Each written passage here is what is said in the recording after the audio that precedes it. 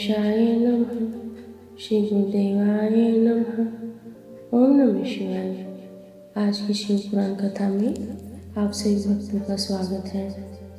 आज की कथा में श्री रुद्र संहिता तृतीय खंड 33वां अध्याय अनर्ण्य राजा की कथा।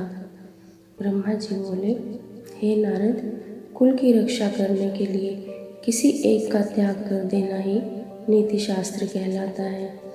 जिस प्रकार राजा अनर्ण्य ने अपने राजपाट, संपत्ति और अपने परिवार की रक्षा के लिए अपनी पुत्री का विवाह एक ब्राह्मण से कर दिया था, इसी प्रकार लोक कल्याण के लिए आपको भी स्वीकृति दे ही देनी चाहिए। राजा अनर्ण्य के बारे में सुनकर शैलराज हिमालय ने पूछा, हे महर्षि, मैं राजा अनर्ण्य की कथा सुनना चाहता हूँ। गिरिराज हिमालय के ऐसे वचन सुनकर मुनि वशिष्ठ बोले, हे पर्वतराज, महाराजा मनु की 14वीं संतान इंद्रा सावर्णी के वंश में ही राजा अनर्ण्य का जन्म हुआ था। वे भगवान शिव के परम भक्त थे। 7 द्वीपों पर उनका राज था। राजा अनर्ण्य ने भृगु मुनि को अपना आचार्य बनाकर 100 यज्ञ पूर्ण कराए थे। राजा अनर्ण्य की 5 रानियां, 100 पुत्र व एक साक्षात लक्ष्मी स्वरूपा परम सुंदरी कन्या थी, जिसका नाम पद्मा था। पद्मा इकलौती पुत्री होने के कारण बहुत लाडली थी। राजा अनर्ण्य और उनकी 5 रानियां पद्मा को बहुत प्यार करते थे। राजा बहुत ही सरल, न्यायप्रिय व उदार थे। देवताओं द्वारा स्वर्ग का सिंहासन दिया जाने पर उन्होंने उसे ग्रहण करने से इनकार कर दिया था। जब राजा अनर्ण्य की प्रिय पुत्री पद्मा विवाह के योग्य हुई तो राजा अनर्ण्य को उसके विवाह की चिंता सताने लगी। पद्मा के लिए योग्य वर की खोज शुरू हो गई। चारों दिशाओं में सुयोग्य वर की तलाश की जा रही थी। अनेकों राजाओं को पत्र लिखे गए। एक दिन संयोगवश देवी पद्मा वन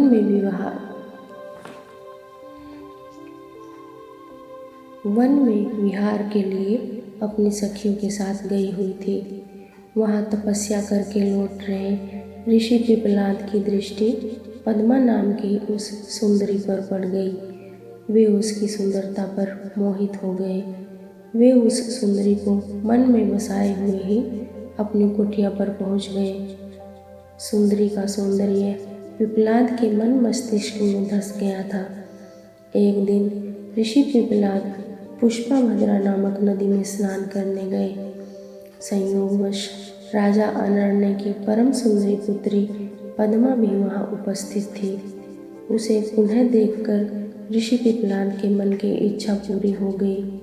उन्होंने पद्मा की सखियों और सैनिकों से उसका परिचय प्राप्त कर लिया।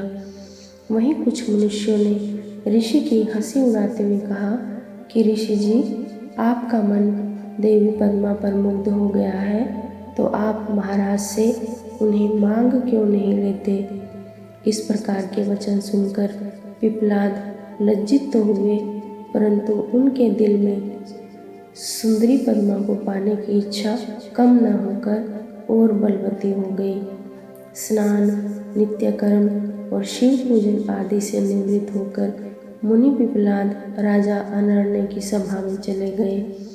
अपने दरबार में मुनि को पधारा देखकर राजा अनर्ण्य ने चरण छूकर उनका अभिवादन किया तथा विधिवत पूजन करने के पश्चात उन्हें आसन पर बैठाया और पूछा कि मैं आपकी क्या सेवा कर सकता हूँ।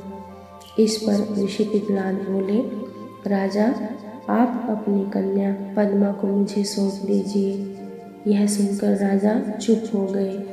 इस पर पिपलाद मुनि कहने लगे कि राजा, यदि शीघ्र ही तुमने अपनी कन्या मुझे नहीं दी तो मैं क्षण भर में ही तुम्हें और तुम्हारे कुल को भस्म कर दूंगा।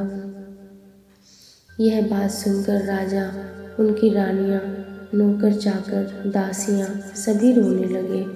राजा अनर्ण्य यह सोच अत्यंत व्याकुल हो उठे कि कैसे वे अपनी फूलों से भी कोमल पुत्री का हाथ एक बूढ़े ऋषि को दे दें।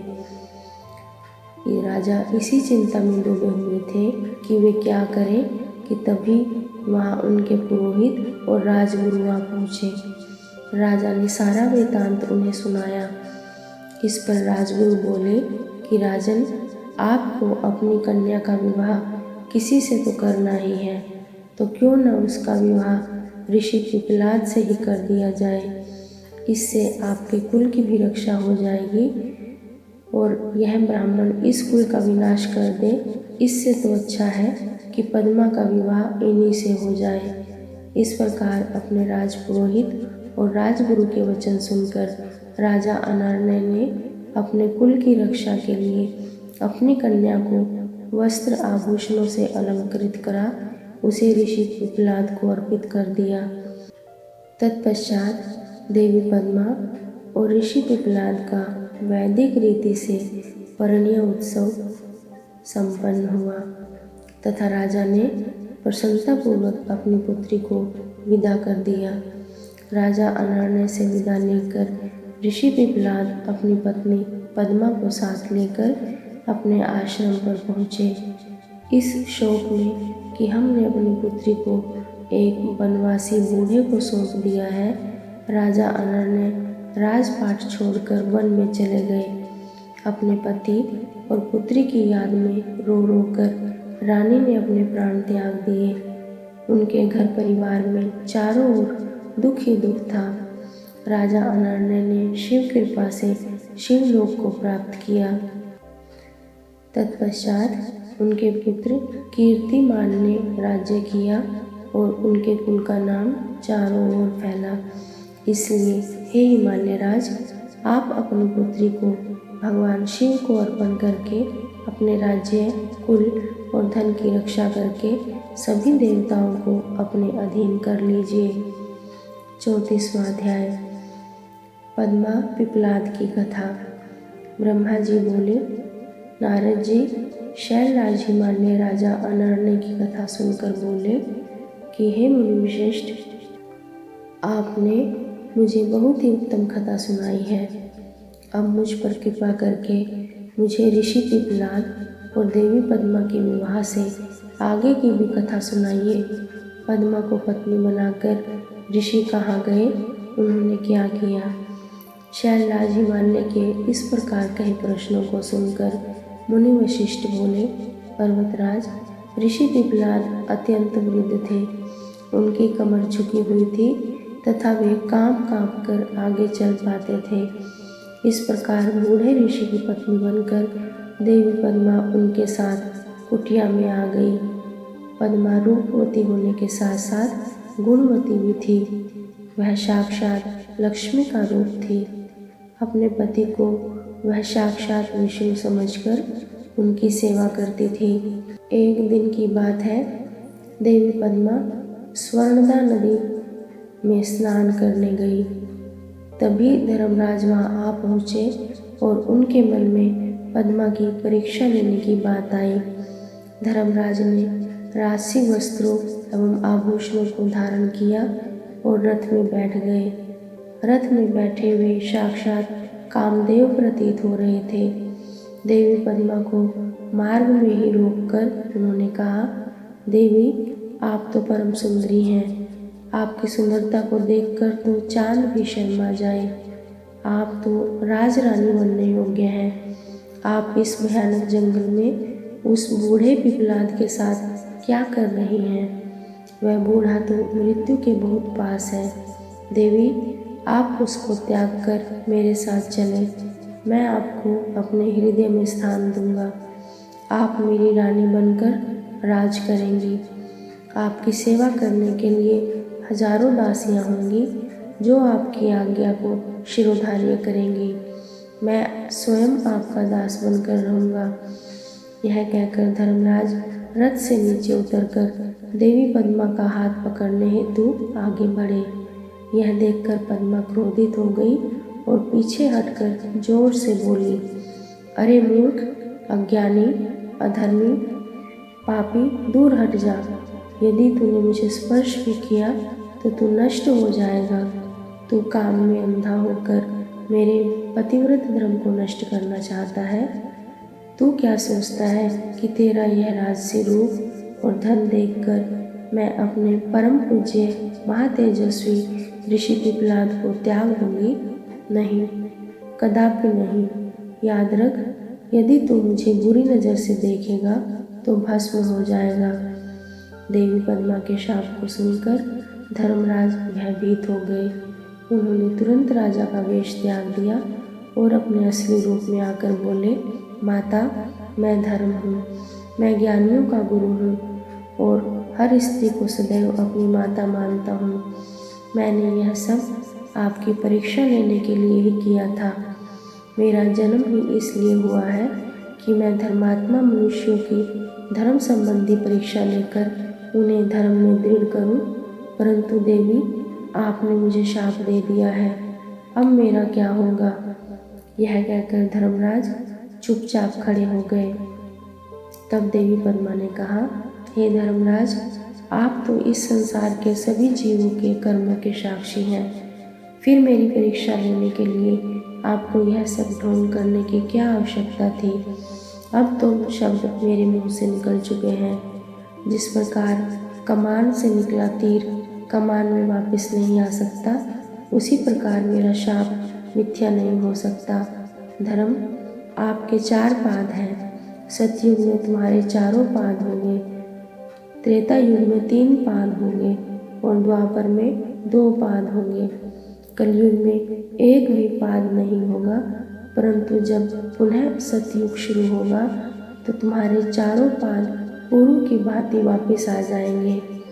पद्मा के वचनों को सुनकर धर्मराज प्रसन्न हो गए और कहने लगे, देवी, आप धन्य हैं, आप अति पतिव्रता हैं।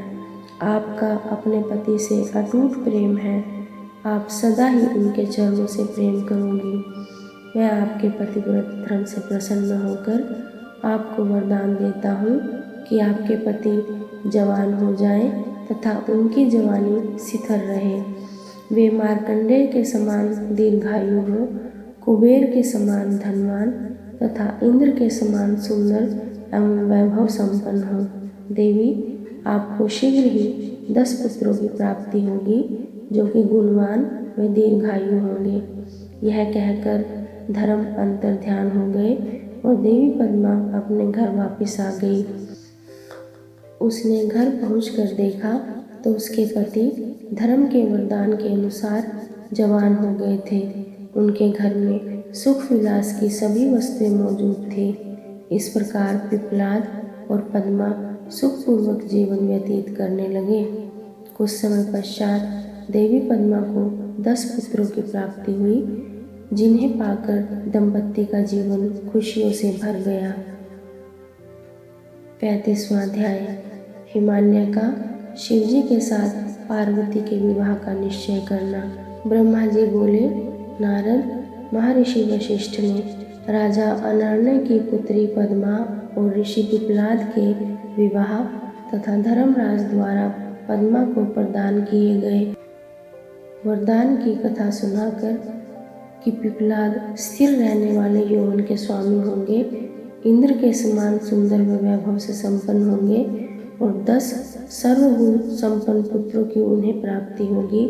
शैलराज हिमालय से कहा कि राजन, मैं आपसे प्रार्थना करता हूँ कि आपके और आपकी पत्नी मैना के मन में जो भी नाराजगी है उसे भूलकर आप अपनी पुत्री का विवाह त्रिलोकीनाथ महादेव जी के साथ कर दें। आज से 1 सप्ताह बाद का मुहूर्त, जब रोहिणी नक्षत्र में चंद्रमा अपने पुत्र बुध के साथ लगन में स्थित होंगे, अत्यंत शुभ है।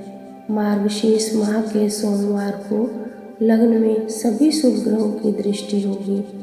उस समय बृहस्पति भी सौभाग्य के वश में होंगी। ऐसे शुभ मुहूर्त में अपनी पुत्री पार्वती, जो कि साक्षात जगदम्बा का अवतार है, का पाणी ग्रहण भक्त वत्सल भगवान शिव से कर देने से आप अपने आप को धन्य समझेंगे। यह कहकर ज्ञान शिरोमणि मुनि वशिष्ठ चुप हो गए।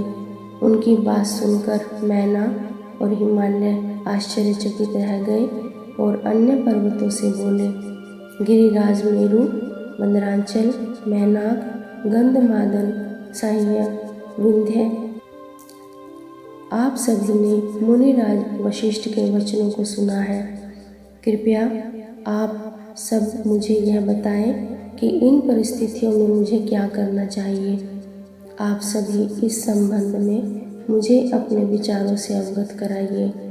शैलराज हिमालय के कहे इन वचनों को सुनकर सभी पर्वतों ने आपस में विचार विमर्श किया और बोले, हे गिरिराज हिमालय, इस समय ज़्यादा सोच विचार करने से कुछ नहीं होगा। अच्छा यही है कि हम सप्त ऋषियों द्वारा कही बात को मानकर देवी पार्वती का विवाह शिव जी से करा दें, क्योंकि वास्तव में पार्वती का जन्म ही देवताओं के कार्यों को पूरा करने के लिए हुआ है। अतः हमें शीघ्र ही उनकी अमानत उनके हाथों में सौंपकर अपनी जिम्मेदारियों से मुक्त हो जाना चाहिए। तब सुमेरु तथा अन्य पर्वतों की बात सुनकर हिमालय प्रसन्न हुए और देवी पार्वती भी मन ही मन मुस्कुराने लगी। देवी अरुंधति ने भी विविध प्रकार की कथाओं को सुनाकर पार्वती की माता मैना को समझाने का प्रयत्न किया। मैना जब समझ गई तो बहुत प्रसन्न हुई और उन्होंने सभी को उत्तम भोजन कराया। उनके मन का सारा संदेह और भय दूर हो गया। शैलराज हिमालय ने दोनों हाथ जोड़कर उन सप्तऋषियों से कहा कि आपकी बातों को सुनकर मेरे मन का सारा शक दूर हो गया है। मैं भली भांति जान गया हूँ कि शिवजी ही ईश्वरों के भी ईश्वर है, अर्थात सर्वेश्वर है। वे इस जगत के कण कण में व्याप्त हैं, वे अतुलनीय हैं। इस संसार की हर वस्तु एवं हर प्राणी उन्हीं का है। यह कहकर हिमालय ने अपनी पुत्री पार्वती का हाथ पकड़कर उसे सप्तऋषियों के पास खड़ा कर दिया और बोली कि आज से मेरी पुत्री शिवजी की अमानत है, वे जब चाहे इसे यहाँ से ले जा सकते हैं।